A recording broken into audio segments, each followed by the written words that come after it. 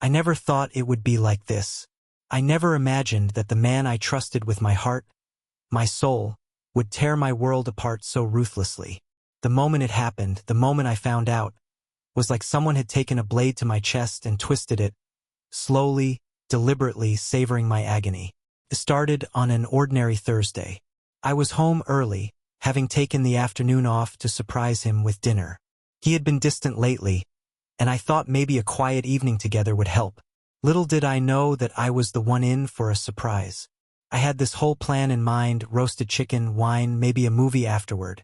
Something simple, just the two of us. I even wore the dress he said he loved. A dark red.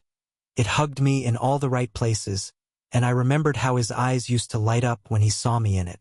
That's what I was clinging to, the hope that maybe I could pull him back. I could save us. The house was unusually quiet when I walked in. I expected to hear the hum of the television or maybe some music from his office upstairs.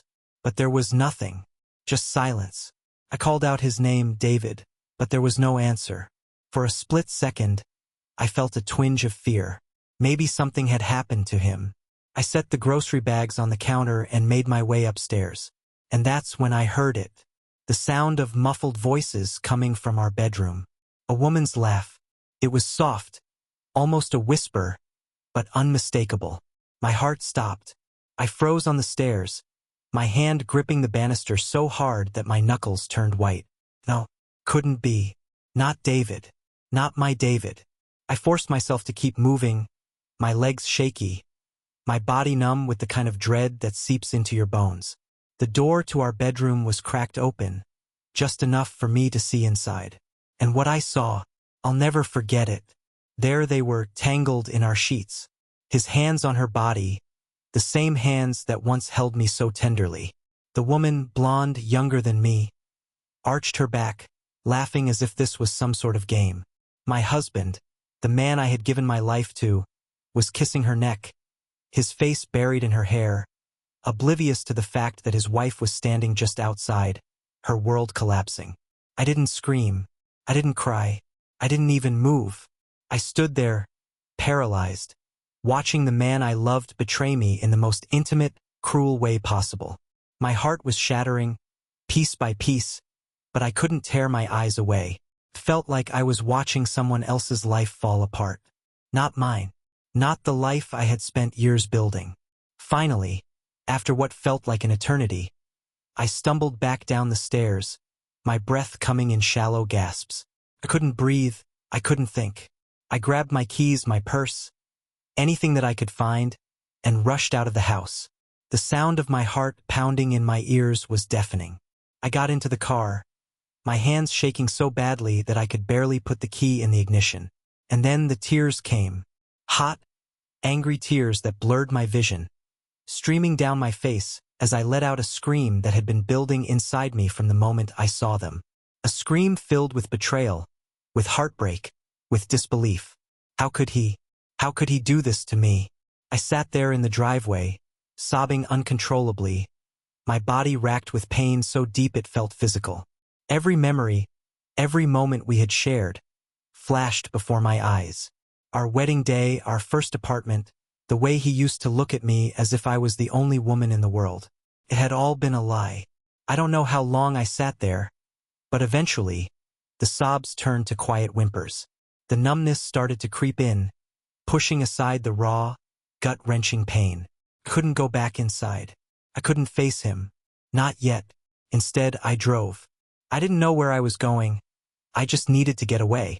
Away from the house that now felt like a tomb. Away from the man who had destroyed everything. The road blurred beneath me as I drove aimlessly, my mind racing. I kept trying to figure out when it had started, how long it had been going on. Had I been blind? Had I missed the signs? Or had I just refused to see them? I replayed every conversation, every moment from the past few months. The late nights at work, the unexplained text messages, the sudden coldness in his eyes when he looked at me. It all made sense now. I had been so stupid, so naive to think that we were different, that our love was stronger than this. Eventually, I pulled into the parking lot of a small park on the edge of town. It was deserted, the the sun already starting to set behind the trees.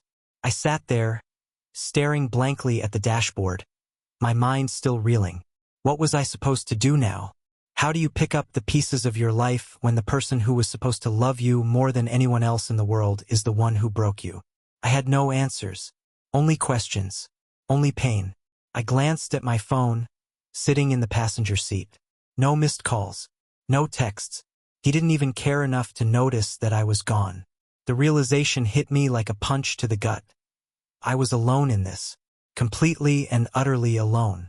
I don't remember driving back. My hands were still trembling on the steering wheel, and the air felt too thick to breathe. It was dark by the time I pulled into the driveway. The house stood silent, almost mocking in its calmness, like it hadn't just witnessed the destruction of everything I thought I knew. My stomach churned at the thought of walking back through that door. Was she still there? Was he still there? I sat in the car for what felt like hours, staring at the front porch light, which had flickered on automatically as the night fell. It felt ironic, welcoming me home as if nothing had changed, as if my life hadn't been turned upside down. I had two choices: go in and confront him or run. My mind screamed to run, to leave this place and never look back. But there was a part of me, some broken, furious part, that needed to face him, needed to understand why. I needed him to look me in the eye and explain how he could throw away our years together for a moment with her. I wanted answers, but more than that, I wanted him to feel my pain, to understand that he had destroyed me. With a deep breath, I opened the car door, my legs shaking as I stepped out. The chill of the evening air bit into my skin, but I welcomed it. It made me feel alive, grounded in the midst of the numbness consuming me. Slowly, I approached the house, every step heavier than the last. My hand hovered over the doorknob, fear twisting in my chest. Inside, the house was quiet. Too quiet. The kind of silence that presses down on you, suffocates you. I half expected to find them still tangled in the sheets, but the bedroom door was shut. The lights were off. A faint smell of her perfume still lingered in the air, making my stomach turn. I walked past the door, into the kitchen, feeling like a ghost in my own home. My movements were automatic, setting down my purse, hanging up my keys, as if these mundane actions could somehow anchor me to reality. But nothing felt real anymore. Not the cool tile beneath my feet, not the quiet hum of the refrigerator, not the ringing in my ears from the silence. Then, I heard the creak of footsteps behind me. Anna? His voice was soft, tentative. I froze, my back still to him, my heart thudding so loudly I wondered if he could hear it. I couldn't turn around. I couldn't face him, not yet. I felt like if I looked at him, it would all come crashing down. Everything I was trying to hold together with fraying threads. Anna, he said again, this time a little louder, closer.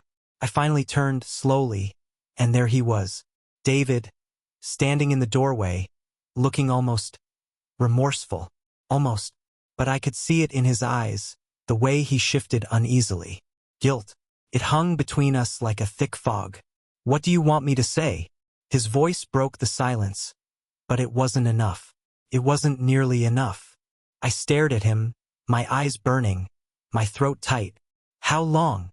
It was the only question I could manage, the only one that mattered in that moment. David blinked, taken aback by the directness of it. His mouth opened, then closed, as if he was weighing his options, trying to find the least painful way to answer. But there was no easy answer, no way to soften this blow. A few months, he said quietly, his eyes dropping to the floor, as if he couldn't bear to look at me. A few months. The words hit me like a physical blow. All those nights when he came home late, all those moments when he seemed distant, detached. I had brushed them off, convinced myself that it was just work stress, that we were in a rough patch. But no, it was her. It had always been her. I clenched my fists at my sides, my nails digging into my palms. Why? My voice came out hoarse, broken. I didn't recognize it as my own. He shook his head, as if the answer was too complicated, too tangled up in whatever mess he had created. I don't know, he whispered. I don't know, Anna. It just happened. I laughed, A bitter, hollow sound that echoed in the empty kitchen. It just happened. That was his excuse? That's what he had to offer me after all these years? After everything we had built together? So, you just woke up one day and decided to fuck someone else? The words came out harsher than I intended, but I didn't care. I wanted to hurt him, to make him feel the raw, burning agony that was consuming me from the inside out. Anna, please, don't. I cut him off, my voice trembling with fury. Don't you dare say my name like that, like you still have the right to. My chest was heaving, my vision blurring with unshed tears. You betrayed me, David. You lied to me for months. Do you have any idea what you've done? He stepped forward, his hands outstretched as if he could reach me, as if his touch would somehow fix this. But I backed away, not letting him come close. I never wanted to hurt you, he said, his voice thick with guilt. My laugh was sharper this time, cutting through the air like a knife. Well, congratulations. You did. There was a long, painful silence after that. He stood there, his hands dropping to his sides, looking defeated. But I didn't feel sorry for him. Couldn't. He had made his choices, and now we were both living in the wreckage of them. I need you to leave. The words came out quietly, but with a finality that startled even me.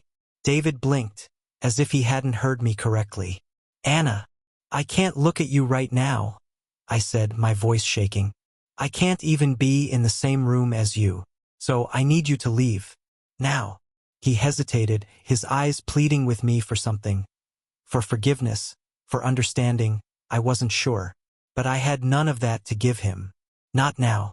Maybe not ever. After a moment he nodded slowly, defeated.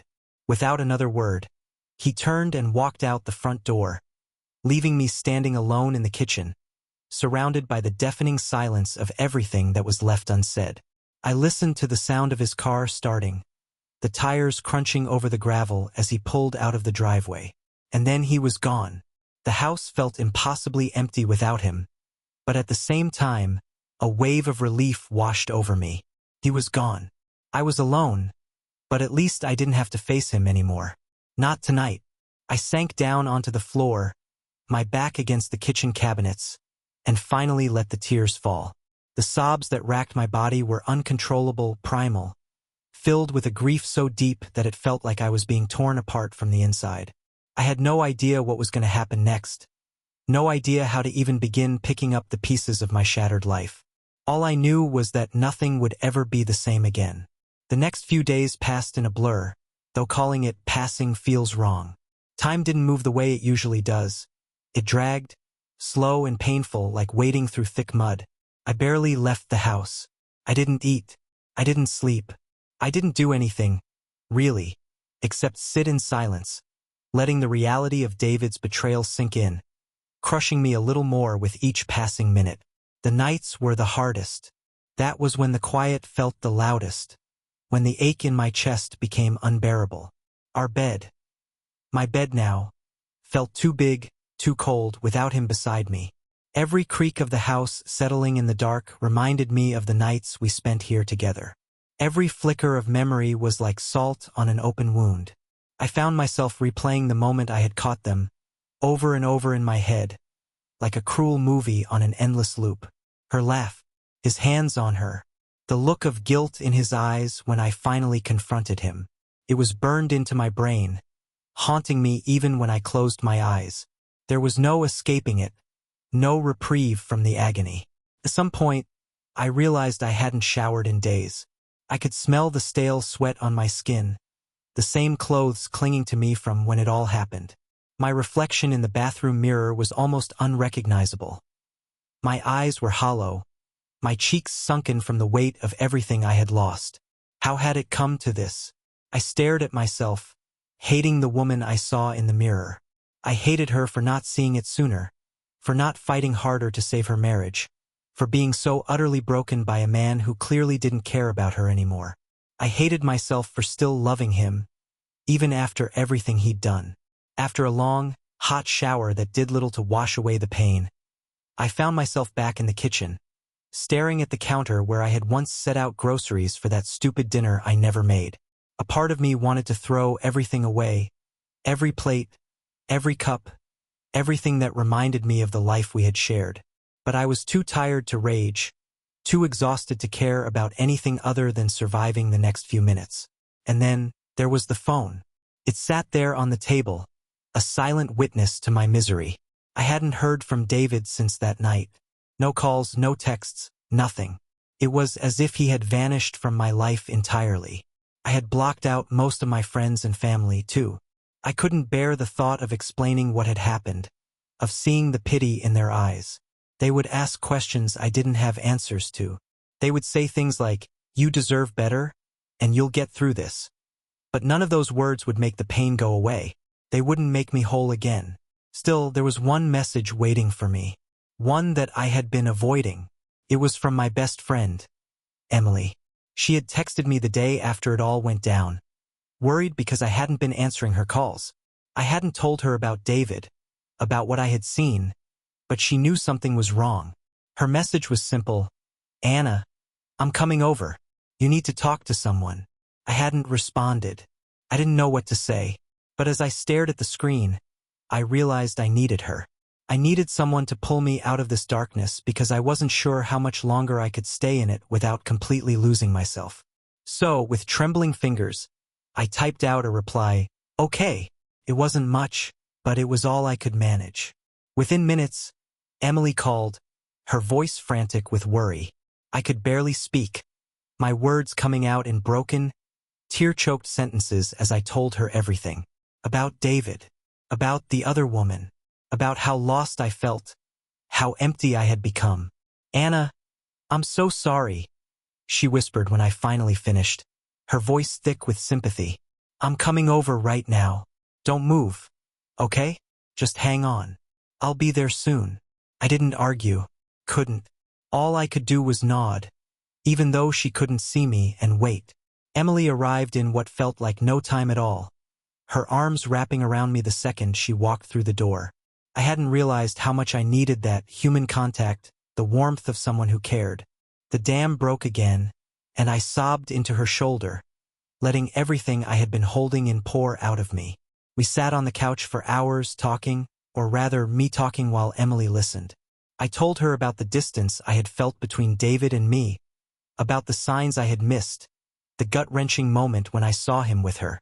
Emily listened patiently, letting me vent without interruption, her hand gripping mine the whole time. "I don't know what to do," I whispered at some point, my voice weak and tired. "I feel like I don't even know who I am anymore." Emily sighed, her eyes soft and full of understanding. "Anna, you're allowed to feel this way. You've been through hell, but you will get through it. I know it doesn't feel like it right now, but you're stronger than you think." I didn't feel strong. I felt broken. But having her there, comforting me, gave me a sliver of hope, just enough to keep me from completely falling apart. For the first time in days, I slept that night. Emily stayed with me, making sure I didn't spend another night alone with my thoughts. She tucked me into bed like I was a child, promising me that she would be there when I woke up. And she was. The days that followed were slow, painful but slow. Emily became my lifeline, checking in on me every day, making sure I ate, making sure I got out of bed, even if it was just to sit on the porch for a few minutes. She kept reminding me that I wasn't alone, even when it felt like I was. I hadn't heard from David, and I didn't want to, but his absence weighed on me, like a heavy stone in my chest. Part of me wanted closure, wanted to hear him admit to what he had done, to apologize, to beg for forgiveness that I wasn't sure I would ever be able to give. But another part of me, the part that was still raw and wounded, wanted him to stay far, far away. I threw myself into the mundane tasks of everyday life, hoping that they would distract me from the pain. I cleaned the house from top to bottom, scrubbing every surface as if I could somehow wash away the memories of him. I went for long walks in the park, the crisp autumn air biting at my skin, but even that couldn't clear my mind. One day, a week or so after Emily had first come over, I was sitting on the porch with a cup of tea, staring blankly at the street, when my phone buzzed. It was David. My heart lurched at the sight of his name on the screen. I hadn't expected him to reach out, not after all this time. For a moment, I debated not answering, but my hand moved before my brain could stop it. Anna. His voice was quiet, hesitant. Can we talk? I closed my eyes, the sound of his voice like a knife twisting in my gut. The last thing I wanted was to hear him, to have to relive everything all over again. But a part of me, a small, broken part, needed answers. I needed to understand why he had done this to me, to us. Fine? I whispered, my throat tight. Come over. I hung up before he could say anything else, my hands shaking as I set the phone down on the table. My stomach churned with nerves as I waited, the minutes stretching into what felt like hours. I didn't know what I was going to say to him, didn't know if I even had the strength to face him. But I had to try. When his car pulled into the driveway, my heart stopped. This was it. The moment I had been dreading and waiting for at the same time.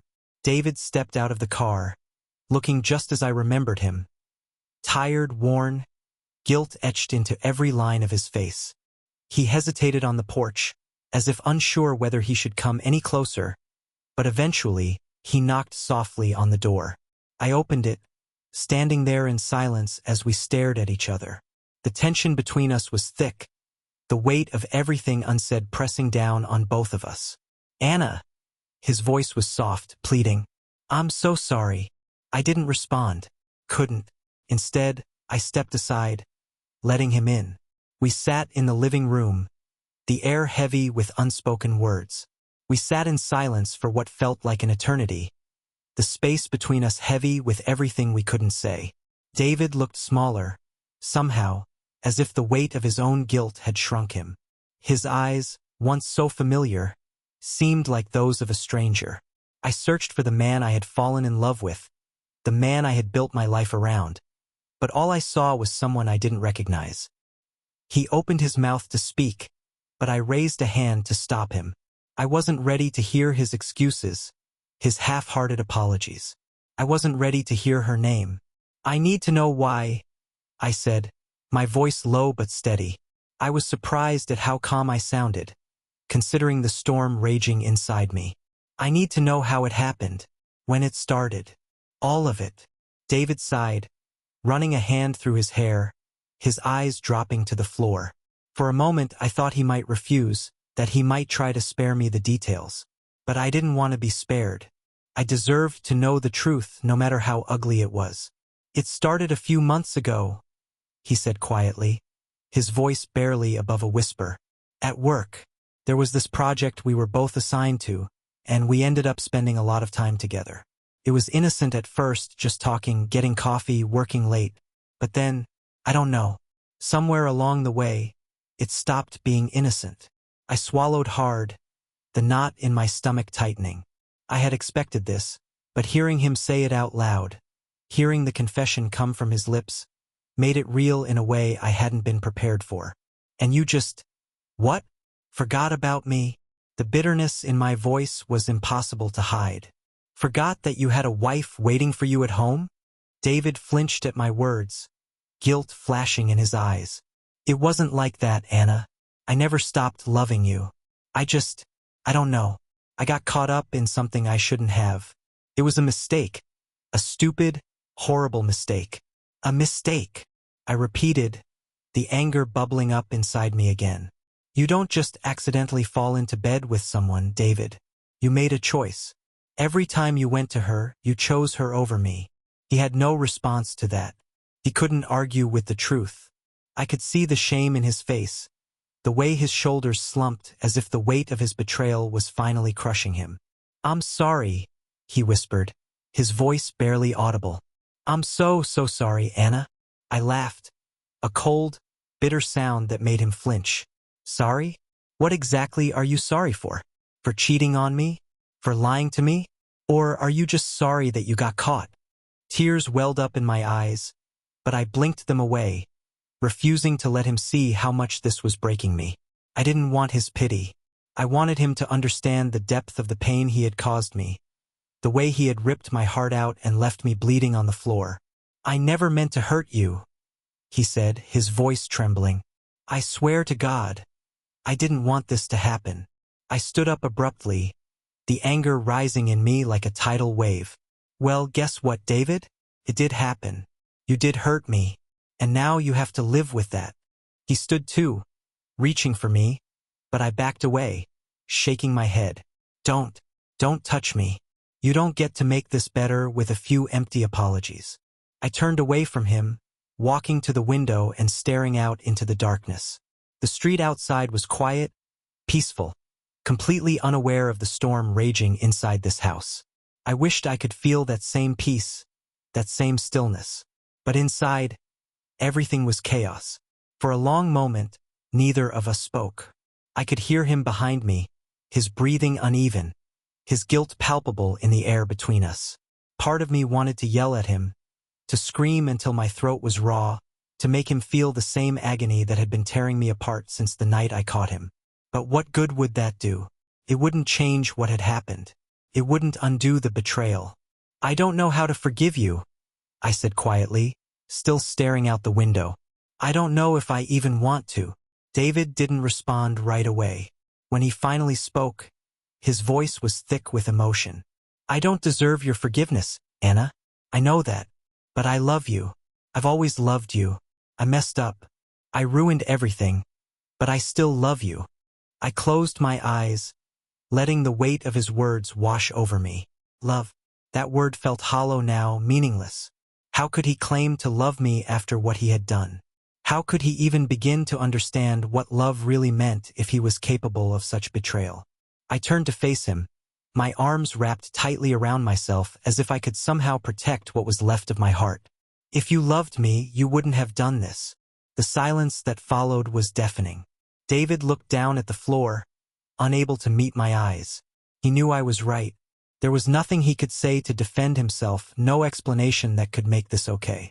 I don't know what happens now, I said after a long pause. I don't know if we can ever come back from this. David looked up at me then, his eyes filled with desperation. Anna, please, just give me a chance. Let me make it right. Let me prove to you that I can be better. That we can be better. I wanted to believe him. God, I wanted to believe that we could somehow fix this, that we could find our way back to the life we once had. But the reality was staring me in the face. Trust, once broken, is nearly impossible to repair. And even if I could find it in myself to forgive him, I wasn't sure I could ever trust him again. I need time, I said finally, my voice barely a whisper. I need time to figure out what I want, what I can live with. David nodded slowly, though I could see the pain in his eyes. I understand. I'll give you all the time you need. He turned to leave, but before he walked out the door, he paused, looking back at me one last time. I love you, Anna. I always will. And then he was gone. As the door closed behind him, the house fell into silence once more. I stood there, staring at the empty space where he had been, my heart heavy with the weight of everything that had happened. His words echoed in my mind. I love you, I always will. But they felt empty now, like promises made too late. I didn't know if I could ever love him again. I didn't know if I wanted to. But for now, all I had was the silence, the loneliness, and the long, painful journey ahead of me. David left that night, and I didn't see him for days. We didn't speak. I needed space, and he respected that, though part of me wondered if he was as desperate for answers as I was. I found myself wondering where he was staying, if he was alone, if he was thinking about me, or her. The house felt colder without him, empty.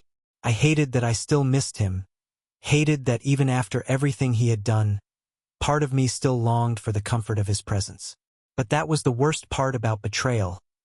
It wasn't just the trust that had been shattered, it was the foundation of my entire life. The person I had built my world around was gone, and I didn't know how to navigate life without him. Emily came by often, doing her best to keep me grounded, but even she couldn't fill the void David had left. She listened as I talked through my confusion, my anger, my heartbreak. I told her everything. How David had begged for another chance, how he had claimed he still loved me. She nodded, sympathetic but silent, not wanting to push me in one direction or the other. You don't have to decide anything right now, she said one afternoon as we sat on the porch.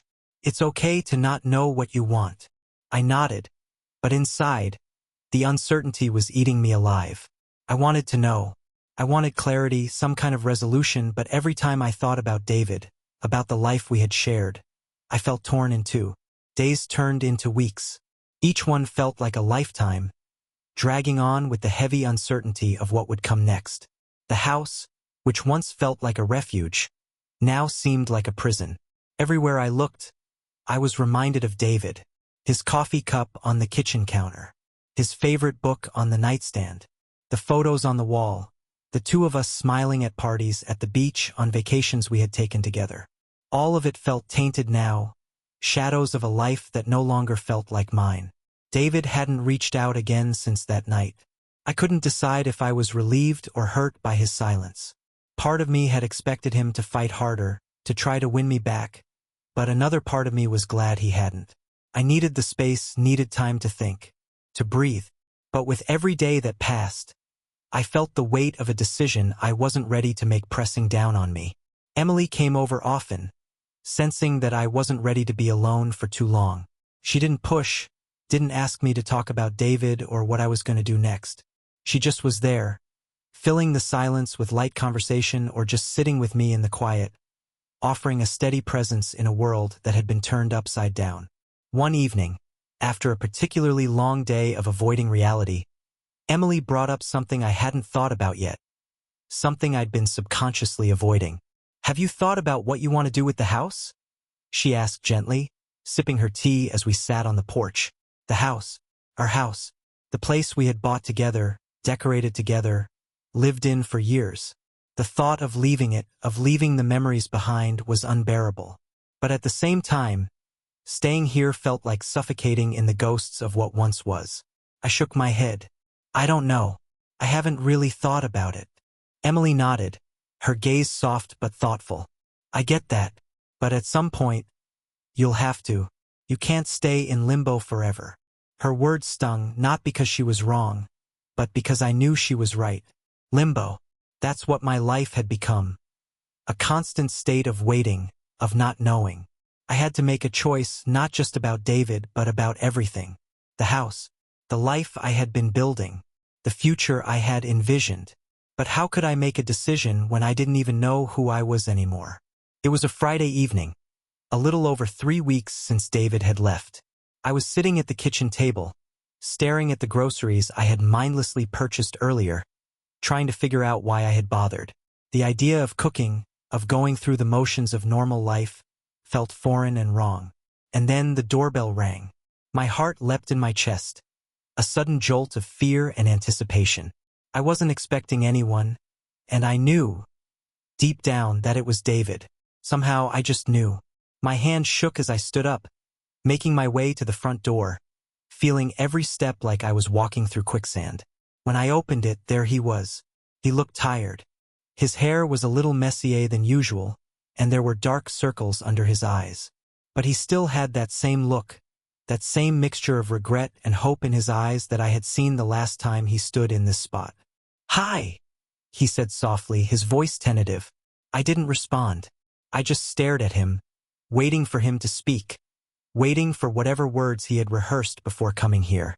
"I know I said I'd give you time," he continued, shoving his hands in his pockets. "But I can't stop thinking about you, about us. I've been going over everything in my head, trying to figure out how I let this happen, how I could hurt you like that." His voice cracked, and for a brief moment, I saw the man I used to know. The man who had once looked at me like I was his whole world. But that man had been buried under months of lies, and I didn't know if he could ever come back. "I know I can't undo what I did," David said, his eyes pleading. "I know I hurt you more than I can ever make up for. But I still love you, Anna. I'm willing to do whatever it takes to prove that to you. I want to fix this. I want to fix us." I stared at him, my chest tight with 1,000 emotions I couldn't name. His words, the desperation in his voice. It all hit me like a tidal wave. Part of me wanted to throw myself into his arms, to pretend that everything could go back to the way it was. But the other part of me, the part that had been shattered by his betrayal, couldn't move. I didn't know if I was ready to believe him, to trust him again. I don't know if I can do this, I whispered, my voice breaking. I don't know if I can trust you anymore. David stepped closer, his eyes full of pain. I understand that. I do. But I'm not asking you to trust me right now. I'm asking for a chance to earn that trust back. To show you that I can be the man you deserve. I shook my head, tears welling up in my eyes. You broke us, David. You broke me. His face crumpled at my words, and for the first time, I saw the full weight of what he had done to us reflected in his eyes. He didn't try to defend himself. He didn't try to argue. He just nodded, accepting the truth of my words. I know, he whispered, his voice barely audible. But I'm not giving up on us. Not yet. Please, Anna. Just think about it. With that, he turned and walked away, leaving me standing in the doorway, my heart torn between the love we once had and the pain that still consumed me. The days after David's visit felt heavier than before. His words echoed in my mind, lingering like a shadow that refused to leave. He wanted to earn back my trust, but could I ever truly give it to him again? Could I ever look at him the way I once had, without seeing the betrayal lurking behind his eyes? Emily, of course, had her opinions. She had always been protective of me, and when I told her about David's visit, she didn't hold back. Anna, you don't owe him anything, she said firmly, her hands gripping her mug of coffee as we sat in the kitchen. He made his choice when he decided to cheat. You have every right to walk away and never look back. I knew she was right. I knew, logically, that David had broken something that might never be repaired. But there was a part of me that still clung to the idea of us. The part of me that remembered the good times, the laughter, the love we had shared. Could I really throw all of that away? Could I really let go of the life we had built together? I don't know what to do, I confessed, my voice small, broken. I feel like I'm drowning, and I don't know which way is up. Emily reached across the table and took my hand, her eyes soft with understanding. You don't have to make any decisions right now. Take your time. But whatever you choose, know that you're not alone in this. Weeks passed, and slowly, the fog began to lift. It wasn't that the pain had gone away. It was still there, lurking in the background, a constant reminder of what had been lost. But I was starting to see a path forward, even if I wasn't sure where it led. David had reached out a few times since his visit, each time more careful, more patient. He didn't push me, didn't try to rush me into a decision. He seemed to understand that I needed time, that I needed space to figure out what I wanted. And slowly, ever so slowly, I found myself wondering if maybe, just maybe, there was a way forward for us. Not the way we used to be, because that version of us was gone, but something new, something rebuilt from the ashes.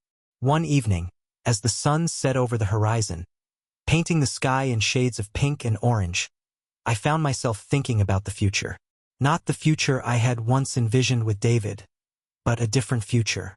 One that was uncertain, but filled with possibilities. I didn't know if I could forgive him. I didn't know if I could ever trust him again. But maybe, just maybe, I was ready to find out. The next time David came over, I didn't feel the same overwhelming dread that had consumed me before. There was still fear, still doubt, but there was something else, too. Something quieter, more hopeful. We sat on the porch, the silence between us no longer as suffocating as it once had been. He looked at me, his eyes filled with a mixture of hope and regret, and for the first time, I didn't feel the urge to push him away. I've been thinking, I said softly, my voice barely above a whisper, about us, about everything. David nodded, his gaze never leaving mine. I have too. I took a deep breath, the weight of the words I was about to say heavy in my chest. I don't know if I can ever trust you the way I used to. I don't know if we'll ever be the same. But I'm willing to try. I'm willing to see if we can find a way forward. His eyes widened slightly, a flicker of hope sparking in them. Anna, thank you. I'm not promising anything, I added quickly, my heart racing. This isn't forgiveness. It's not a clean slate. But maybe it's a start. David nodded, his expression serious. I understand, and I'll do whatever it takes. I'll prove to you that I can be the man you deserve. We sat there in silence for a while longer, watching the sun dip below the horizon, casting the world in a soft, golden glow. It felt like the beginning of something new, not a return to what we had once been, but the start of something different. Something that might, in time, become something strong again. Rebuilding trust is a slow, painful process. It's not something that happens overnight, not something that can be rushed. Every day was a test of my patience, of my resolve, of David's commitment to proving himself. Some days were harder than others. There were moments when I wanted to give up, when the memories of his betrayal felt too raw, too fresh. But then there were moments of hope, too. Little glimpses of the man I had once loved, the man I still wanted to believe could change. David was patient. He didn't push me, didn't demand more than I was ready to give. He showed up, consistently, quietly, without fanfare. He was there when I needed him, and he respected my space when I didn't. We started going to therapy together, something I had insisted on if there was to be any chance of us moving forward. Those sessions were hard, brutally honest, often painful, but they were necessary. They forced us to confront the cracks in our relationship, the parts that had been broken long before the affair. And slowly, through those difficult conversations, I began to see a path forward. It didn't happen all at once. Forgiveness, if it ever came, wasn't something I could offer easily. But over time, the sharp edges of my pain began to soften. The anger that had once consumed me began to fade, replaced by something quieter, something closer to acceptance. One night, as David and I sat on the porch together, the stars twinkling above us in the quiet night sky, I realized something. I wasn't holding on to the pain as tightly anymore. It was still there, but it no longer defined me. It no longer controlled me. And maybe, just maybe, I could find it in myself to let go. "I think I'm starting to forgive you," I whispered, the words hanging in the cool night air. David looked at me, his eyes wide with surprise, but he didn't say anything. He didn't need to. The tears in his eyes said everything. It wasn't a promise. It wasn't a guarantee. But it was a start. The road ahead was still long. There were still moments of doubt, moments when the pain resurfaced and threatened to pull me under. But for the first time in a long time, I felt hopeful. I felt like maybe, just maybe, we could build something new, something stronger, something better. It wouldn't be easy. It wouldn't be perfect. But it would be ours. And for now, that was enough. Months passed, and while the pain never fully disappeared, it began to settle into the background, like a scar. A reminder of what we had been through, but no longer a constant ache. David and I worked hard to rebuild what had been shattered, but we both knew that it wasn't the same. Couldn't be. One evening, as we sat on the porch, watching the sunset like we had so many times before, I realized something. I had been holding on to the idea of who we used to be, who I used to be in this relationship. But that person was gone, changed by everything we had been through. "I think it's time," I said softly, breaking the silence. David looked at me, confusion and fear flickering in his eyes. "Time for what?" "To let go," I whispered. "Of us. Of trying to fix something that's already gone." His face fell, but he didn't argue. Deep down, he knew it too. We had tried, but the pieces didn't fit together the way they once had. And that was okay. We sat in silence, both of us coming to terms with what this meant. It wasn't the dramatic, painful ending I had imagined. It was peaceful, almost bittersweet. I wasn't angry anymore. I wasn't consumed by the betrayal. I was simply ready to move on. "I'll always care about you," I said, looking at him with a sad smile. "But we can't go back. And I think it's time for both of us to move forward." David nodded, tears glistening in his eyes. "I'll always love you, Anna." "I know," I whispered. "And I'll always love you too. But sometimes, love isn't enough." And with that, we said our quiet goodbyes. Not with anger, but with understanding. We had both learned, we had both grown, but it was time to let go of the past and face the future. Separately. As David walked away for the last time, I felt a strange sense of peace wash over me. I didn't know what the future held, but for the first time in a long time, I felt ready to face it on my own.